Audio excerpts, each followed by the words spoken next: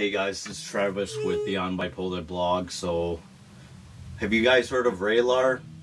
Supposedly it's a new antipsychotic that's just recently been approved on the market. I've actually seen a few commercials on it, but this is the first time I've seen a commercial stating specifically that it treats bipolar depression. Now, I've heard that before actually, and I don't know if you guys seen Lotito commercials, but they also say that they help manage bipolar depression. Now, with that being said, to be honest with you, I think Lotito is a great drug when it comes to sleep, but depression, 5 out of 10. I wouldn't say it's great for depression, because when I was on Lotito alone, I felt like I still wanted to commit suicide, and I felt like I wanted to end my life. But when I put on an antidepressant, I feel like an antidepressant, if you manage yourself with the mood stabilizer or antipsychotic, can be of great wonders to you. I actually take Cymbalta because of the fact that I feel it's a great drug in handling my depression, my bipolar depression, you can call it. Anyways, let's get back to the commercial and why I want to talk about it. Is there a common scenario with Vraylar and Lotito, or are there differences? Well, from what I've heard, although I've never been on it, what I've heard is that the price range is very similar to Lotito. They're both very expensive drugs, but if you're on disability or covered by SSI, you can supposedly get on it free of charge if you're on Medicare and Medicaid. It is reasonably pretty expensive. Lotito for 100 or for 30 tablets for 120 milligrams is literally $1,900 without insurance, so it's a very expensive drug. And I'm sure, as I talked to a psychiatrist, he also stated that the drug is pretty similar to Lotito. Now, the one main difference is that I've heard that Vraylar, you don't need to take food with it.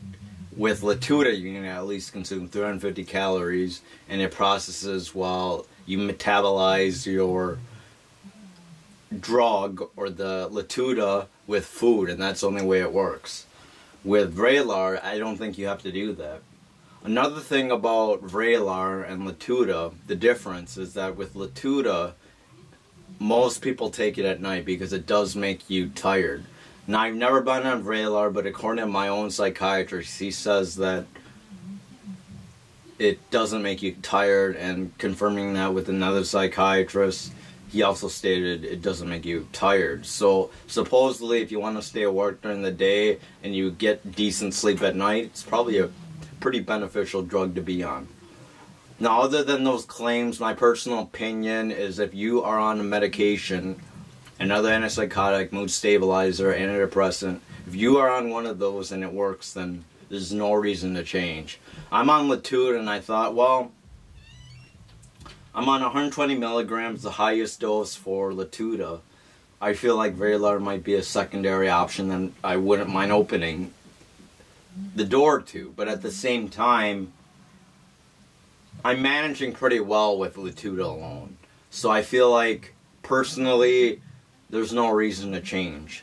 Now, in other videos, I'll talk about Seroquel, Geodon, Risperdal, Invega, Clozaril, Zyprexa, and Abilify, because I've tried all those drugs and literally all of them had some sort of side effect that I was not accustomed to, which was the akathisia, the inner restlessness, the need to pace all the time, and it's a horrible feeling. Some people commit suicide at. The weight gain issues and the suicidal issues that followed while maintaining to stay on the drug.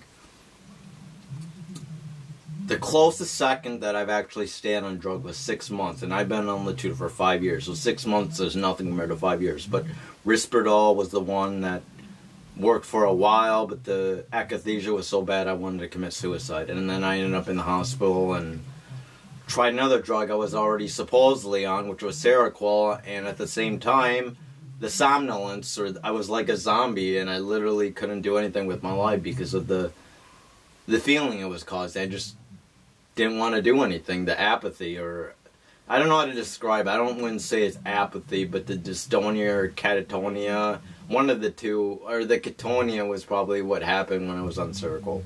Anyway, let's get back to Vraylar and Lotito. So the benefits of Raylar is that you don't need it for sleep because it doesn't make you tired. The second option is that you don't need to consume food with it. So those are the two options. But Lotito, on the other hand, if you have problems sleeping, Lotito is a great drug to make you drowsy and tired and hopefully get the rest in that you need. Now, for my own opinion, as I stated before, I'm not going to switch medications because at this moment in time, Lotito still works. The only complaint is I wish I can go at a higher dose and insurance covers it, but I don't think there's many options when it comes to people on higher doses because it only comes in 120 milligrams max.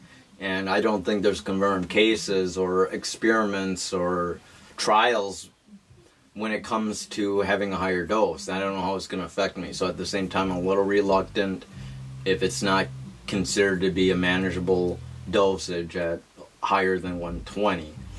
So with that aside, I just thought I'd give you some thoughts on my opinion on Vraylar. I think it's a pretty good drug. It might even be better than Lotito, but it's an expensive drug. At the same time, health as well, so make sure you guys take care of yourself. If you're experiencing suicide ideations or any type of self-harm or drug use or unable to see a therapist or can't see a psychiatrist, feel free to comment below and also list any of your complaints with any psychotics or mood stabilizers you tried. I've been on Lithium, Lamictal, Depakote, Seroquel, Geodon, Risperdal, Invega, Clozaril, Zyprexa, Abilify, all those drugs. And I've also been on a few others, antidepressants like not sertraline, but I'm on currently Zymbalta, and I used to be on Paxil, Wellbutrin, and there's another drug in there, Trintalex, which was something that I didn't experience too much good side effects with. But with that aside, I'll list more of the information below, and feel free to leave comments on Vraylar or any other drug that you want, that you've been on, because there's a likely scenario I tried it, and for me, if it works for you personally, then do not change. If you feel it works, stay on the drug. There's no reason to push yourself to switch medications all of a sudden you're not feeling well. But if you're struggling right now when the COVID's happening and you're not able to get your mental health in check, Vraylar is a good drug, because I'm also on Lamictal, but it's a mood stabilizer at the same time. It takes maybe a year to actually get to a target dose because you have to up it slow. With Vraylar, I don't know. It's probably the likely scenario you'd have to still increase it with increments to get at a target dose. But for now, I think that's it. Take care. Bye.